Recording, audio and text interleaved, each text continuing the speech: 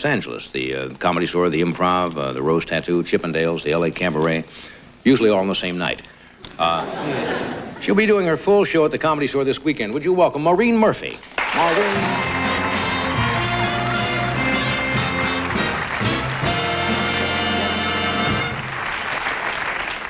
Hello, my name is Maureen, and I'm a shopaholic.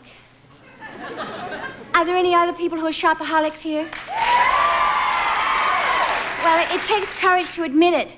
I didn't know what to do about my problem, and then I saw this commercial on television. Is someone in your family a shopaholic? Call this number. So I called the number. It was another store having a sale. And it started out, I'd go in and buy a lipstick, and then I'd go back and buy two. A pair of shoes wasn't enough. I was buying more and more, things I didn't need at all, like brassieres. And then my shopping got out of control. I couldn't remember where I shopped the night before. One morning, I woke up in Las Vegas with a strange purchase lying next to me. And then my family started to suffer. There were mornings my mother would chase me out the door yelling, "Don't take the card. You'll bill yourself." Then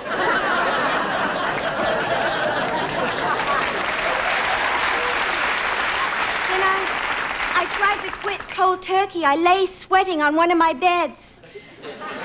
Shopping by phone, buying Slim Whitman and the Ginsu knife. Then I hit bottom, the basement at Kmart. Buying stuff with no labels on it. My mother came to my rescue. She's a member of this group called MAD. You may have heard of it, Mothers Against Daughters. She forced me to join Shopaholics Anonymous. I went there, the meeting was held at Saks, and I was self-conscious because I knew what I'd become, but I stood up, I took the microphone. I said, "Hello, my name is Maureen, and I'm a shopaholic." The whole group replied, "May I help you?"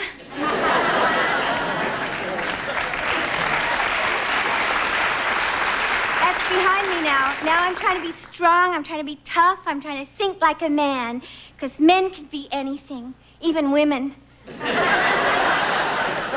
I don't know why a man would want to be a woman, because he has to undergo that terrible, painful cut in salary.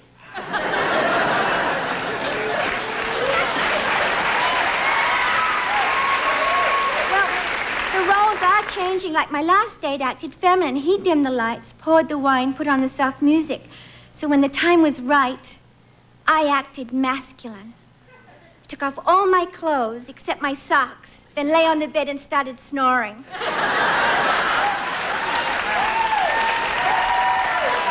I've been trying to understand how men think by reading Playboy and Penthouse. And it's confusing because the centerfold is posed with her legs over her head. And it says Debbie wants to be a brain surgeon.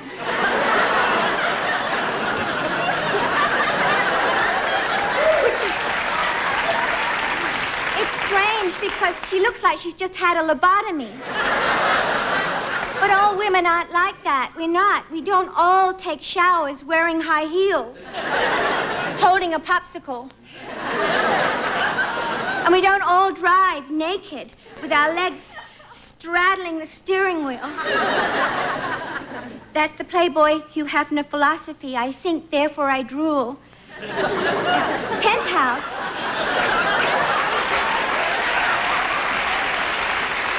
Penthouse has Pets of the Month, and I didn't understand why they were called pets, till I noticed my dog has some of the same positions.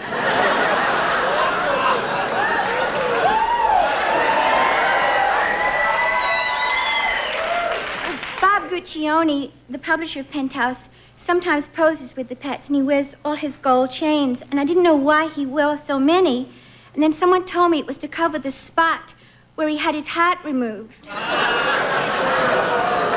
I heard that he has a lot of problems. His human heart keeps rejecting his baboon body.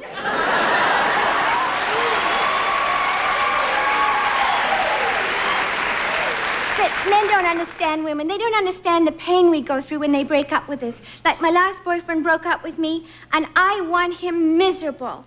I want him down on Skid Row. I want him to die a slow, agonizing death.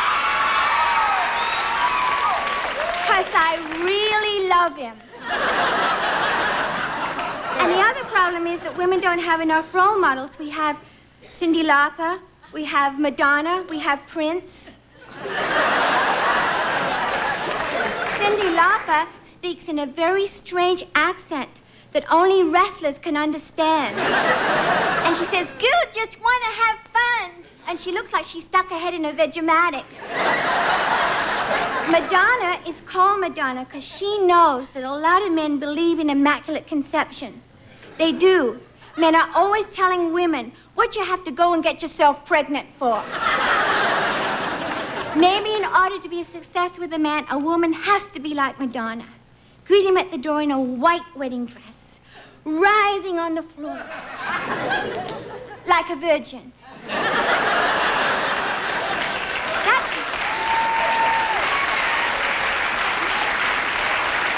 That's how you can tell a virgin.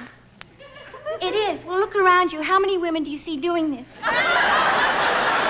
Just me. Maureen Murphy.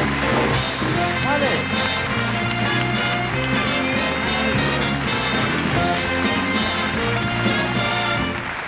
That's a funny premise. Oh, thank you. Johnny, I just want to tell you, because I'm going to change my name again. We talked about that. You worked under a lot of different names before you decided I want to change it to Pinky. To Pinky. Yeah, this is my new image. And I was thinking that, maybe it would be a good idea. I did not Playboy, but maybe it would be a good idea if I did pose naked with a popsicle. Think so? I might get some jobs out of it and stuff. What do you think? I don't know the way you were putting all those things down. You're really taking the women's battle tonight. I couldn't tell in the light over here. You do have pink hair. Mm-hmm. That's my new image. Well, I went through a lot of periods since I saw you last. Yeah. I didn't mean it that way. I know.